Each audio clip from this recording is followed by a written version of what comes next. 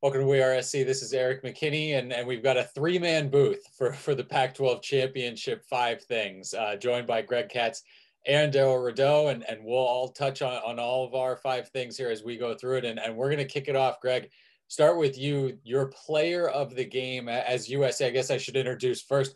USC comes up short in the Pac-12 Championship game. I kind of wanted to avoid mentioning that, but can't quite close the gap in a 31-24 loss to Oregon at the Coliseum, and Oregon gets to celebrate the Pac-12 championship win. So again, we're talking about a USC loss. Greg, your player of the game from that game.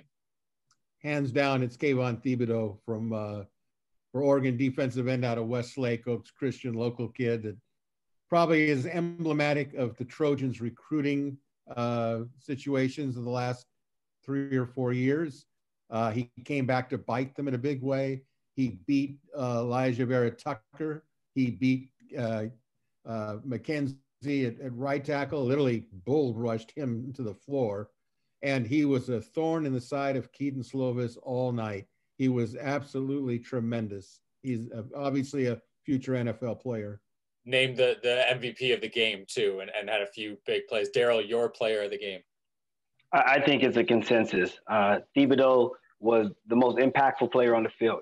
I think that his presence alone, despite him being disruptive, I thought that his presence alone caused USC to remain unrattled all throughout the first half.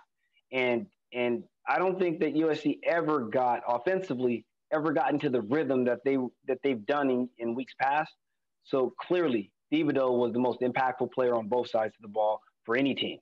Yeah, he had a big 3rd down sack. He had a big 4th down stop, and really, Kedon Slovis never felt comfortable. It never felt like he felt comfortable in the pocket. I'll go just to break things up. I'll go with a USC defensive player because I think USC did play well defensively. Kanai Mauga had 14 tackles, led the team, and a big interception late in the second quarter there. And I thought that he played well for a USC team that, and I'm sure we'll get into it a little bit later, constantly kind of shot themselves in the foot throughout the game. So going back to you, Greg, our second thing, your play of the game from this championship game. Well, my play of the game was the opening drive for USC and the interception by Dio Commodore. It set everything in motion. Oregon scores off of it, and it took the air right out of the Coliseum. It was like rattled Slovis, rattled him again when he came back on the field, and he never seemed right for most of the game. I can't think of a more impactful play from my perspective than that interception. Yeah, coming early, I believe the 3rd play of the game, and it did kind of set the tone. Darrell, your play of the game. I mean, for me, I'm looking at it the other way around. Oregon had all the momentum, and it was late it was about 8 minutes to go or so in the second quarter, and USC was faced with yet again another 4th down conversion, necessary and absolutely needed it. And Drake London came up on 4th and 3 to really extend that drive, but ultimately led to USC scoring on that drive and really kind of giving them some confidence to kind of go into the second half. They don't get that drive. Oregon goes back the other way. It's a rout. At least they kept me entertained for 4 quarters because of that 4th and 3 conversion by Drake London. Yeah, I'm surprised. I thought I was going to have to go to kind of my B play because I thought you guys would take it. But the 3rd interception, that ends the game. I mean, at that point, USC is playing with so much confidence late in the game. They've got the ball back. They're down 7, 4.5 minutes left. And you really did kind of watching that sideline, they believed. They thought that they were going to go do it. And when Kedon Slovis is kind of rolling out and you're saying, put it 40 rows up, get rid of it, there's nothing there, throw it away. And I could not believe where the ball ended up, that the Oregon defensive back even has any kind of play on the ball. And then it tips up, they call it incomplete. You start seeing it on the screen a couple times and you think, they're going to say that this is an interception. And that feeling, you could see it on the Oregon sideline. All their players were out on the field watching it on the Jumbotron. The USC players, the way the two sidelines reacted, and that ended the game. Oregon didn't really have to do anything after that, and it just deflated the USC sideline. So for me, again, I thought USC did a good job early on, kind of bouncing back and keeping themselves in it. But boy, that play, it felt like it ended the game, and that really was the sort of nail in the coffin for USC. Going to the third thing, Greg, we're going to go to what you expected to see in this game and then saw, kind of maybe the thing you were right about, your feeling going into this. Well, unfortunately, I did not buy into the defensive statistics of Oregon, that they were just some sort of catastrophe waiting to happen. They've got talented players. Yeah, they've got some holes. There's no doubt about it. Their rush defense is not very good, but then either is the USC rush offense.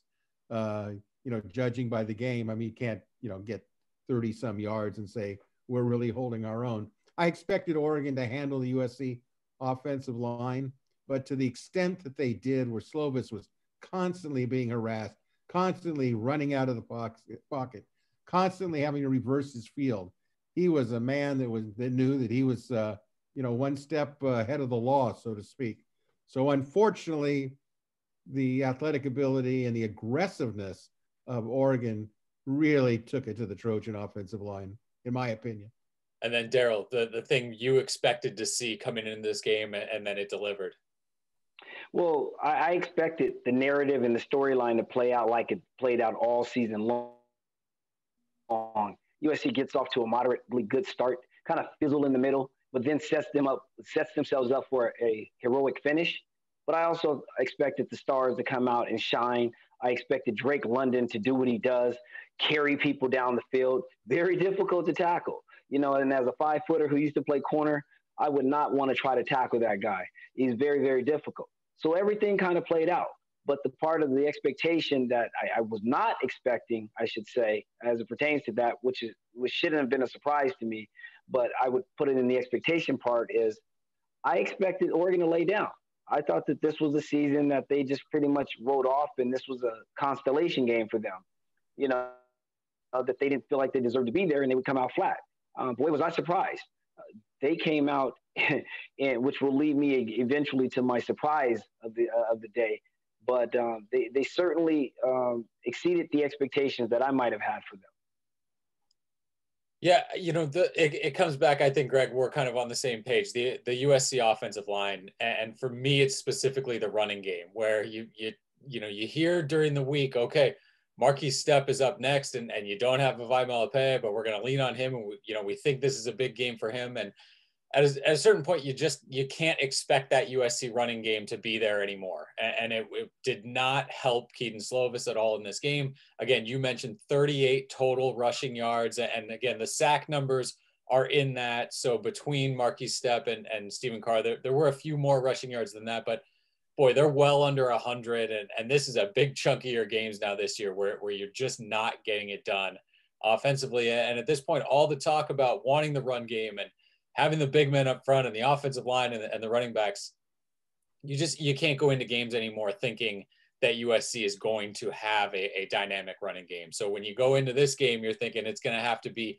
a lot of that passing attack, even though those Oregon numbers defensively, they were just getting crushed all year, but just didn't expect that USC rushing game to be there.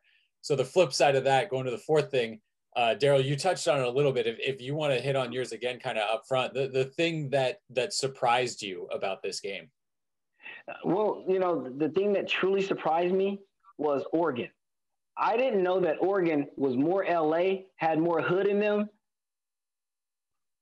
USC surprised the heck out of me that they came in with more confidence, more swag, and they controlled the line of scrimmage. I was glad to see Peely and Marlon Tuipulotu, kind of in the middle. And I thought that they would have their hands filled, but I also thought that they would dish out too. They were on skates the whole night. They were constantly one step behind. The speed of Oregon really surprised me compared to USC. I did not expect that, and so for me, the other thing that really stood out to me was when you punch USC in the mouth, they're kind of soft. they're soft in areas that they need to do a better job of recruiting, because these guys were soft as Charmin and Charmin Cotton. And for me, that's inexcusable. But that just speaks to the fact that they haven't run the ball effectively all year long. So now when you ask them to run the ball, you find that they go east and west instead of downhill, north and south.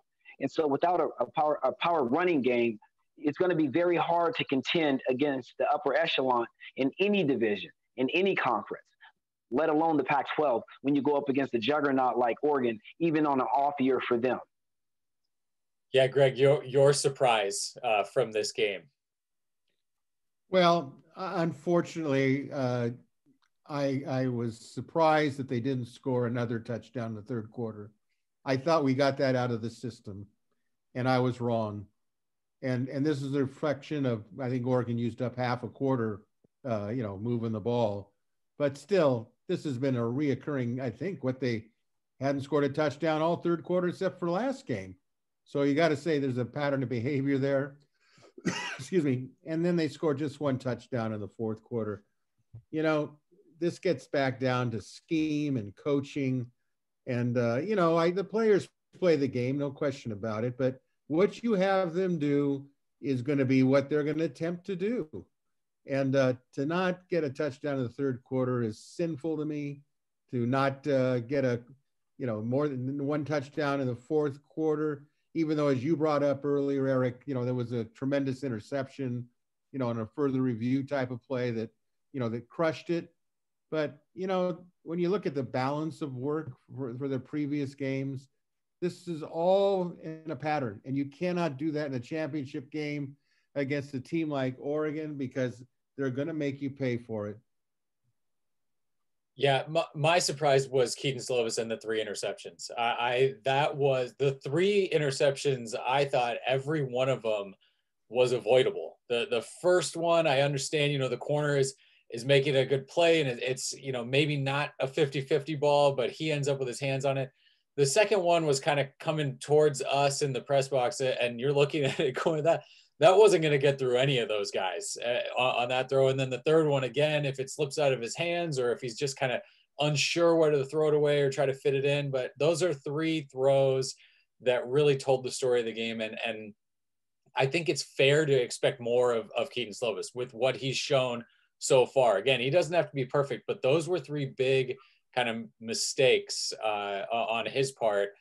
And when you're talking about a championship game, and I thought Clay Helton was right about this, 3 turnovers, you got 9 marked off penalties for about 100 yards in penalties. And that doesn't even count the couple that were offsetting that didn't get walked off against USC. But those kinds of things, again, the penalties at this point, that's like rushing yards, where that can't surprise you anymore because it happens so often. But for me, it was kind of the shaky play of Keaton Slovis. And I think it does go back to what we said, where he never felt comfortable in the pocket, that the pocket was always going to be there for him. He could sit in it and find guys because of how much he got rushed out. Going to the 5th thing, and this is kind of looking to the future a little bit. Greg, what your biggest takeaway from this game and really kind of spinning that forward, either for the rest of this season, whatever that might end up being, or moving forward beyond that? Well, I just tell it like it is. I think that there's needs to be some serious soul searching among the coaching staff, amongst the players, and Mike Bohn, the athletic director. This cannot continue to be like this. This is not going to be a way of life where you have to tell your grandson or your child, we really were a national power once. And they look at you like, really? So the question is, it comes down to, should Clay Helton be coaching this team? Yes, they played hard. Yes, they were hurting in the locker room afterwards. But look, this schedule was tailor-made to win it all. And they couldn't win. They were lucky they didn't lose 3 games. If they had won today, you say, okay, it's part of destiny and fate. But, is this guy going to take you to the national championship? I don't see it. Is he going to be able to compete with Oregon in the future, or Washington, or even UCLA for that matter? there's a lot of questions about it. You look at the body of work, he's a really nice person, but, you know, is this who you want to see coaching the team in 2 years? You know, who's going to be available to coach him? So I'm sorry, but that's just how I feel about it. Darrell, your takeaway from this game again, looking forward. Well, I'm going to echo on that sentiment.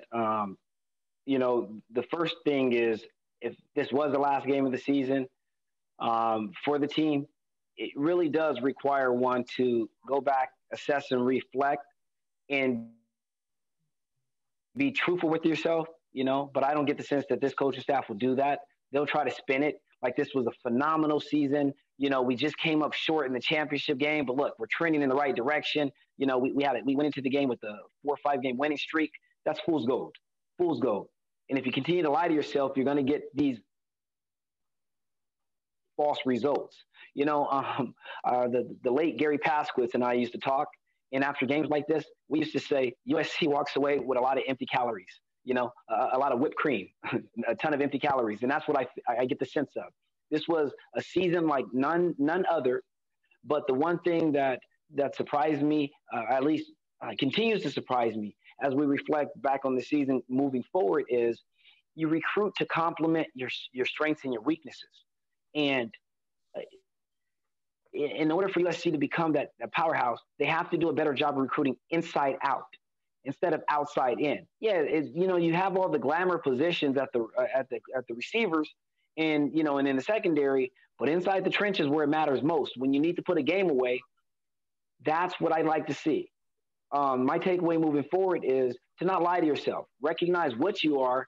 Give credit to where, you know, the games that you were able to win, but that's not enough. This is USC. You got to have higher expectations than settling for lower standards. And right now, let's face it, this coaching staff is coming back, so let's build off of that. But also be realistic about where you are as a program and how you're one or two tips away from being a marginal program. So if you're going to build on that, Erik, I'd like to see them be honest with themselves going into the offseason and address the real issues. Yeah, I think my takeaway is, you know, this was a fun season. I'm not talking about this game, but the way they kind of showed heart and played and kind of came together in a crazy season. And I think we should make mention of the fact that this is their third game in 13 days, which it's different, but typically you'd play 3 games in 15 days. So, you know, it's not like they're playing a doubleheader or anything like that. But when you contrast it to what Oregon got, where they got a bye week and they've gotten 2 weeks of prep time for USC, that's not sort of an even playing field. That being said, Oregon has maybe their 4 best players that are not on the field for this game because they opted out for the season. So I think that's I'm comfortable kind of calling that a wash in terms of all the, you know, off-field stuff, on-field stuff coming together here. I think what this game does for me is it shows that you got a lot of good performances from guys this year, but so many of those guys are probably not coming back. If you don't get Amon-Ra St. Brown back, if you don't get Talanoa Hufanga back, and guys like that, Elijah Vera Tucker, it feels like this season maybe didn't move you forward in the way, yeah, it's a weird season, but you still had a chance to put something together to build on it. And I know Clay Helton said he thinks that they did that. And ultimately, we're going to find out and we'll see it. And I hope that it was. I hope that it kind of did lay those building blocks. But a lot of those guys that really stepped up for you, really made those big plays, you're not going to have them around either for next year or kind of the year after that. And so I'll be interested to see, I guess, how much actually sticks from this season and sort of that kind of learning to keep yourselves in games and play to the end and all that kind of stuff. Does that really become your culture? We've heard them talk a lot about we had to rebuild a culture. We had to bring in a new culture. We had to do all this sort of stuff. Is that real? And I think, Darrell, I'm right in line with you. Is it easy to talk about this in a season where you didn't play Alabama, you didn't play Notre Dame, you got a terrible Arizona team, you got a Utah team that hadn't played a game yet, you got an Arizona State team that hadn't played a game yet with that defense. And so I think I think this season now, with the way it ended, it's a big question mark. And I think we're all sort of in agreement with that. What did you get out of this season? What did it actually mean? And you're going to have to find out with probably without a lot of big time guys who may either kind of exhaust their eligibility or go ahead and test that NFL draft this offseason. So again, it's not a great way to end the season. You do like how they played, fought hard, again, all the way to the end. But I think it's leaving a lot of us with a lot of question marks for how is this going to play out down the line. So there's a chance that we'll see USC in a bowl game. There's also a chance, a lot of teams have decided to back out and not go ahead and play in the bowl games. That's something that Clay Helton didn't address following the game. And so we'll see kind of when we will see this USC team again, if it's this year or early next year or not all the way until the spring. So again, wrapping up USC's Pac-12 championship loss, 31-24 to the Oregon Ducks. Appreciate you guys, as always, coming on. For Greg Katz, for Darrell Rideaux, this is Erik McKinney. Thanks for watching WeAreSC.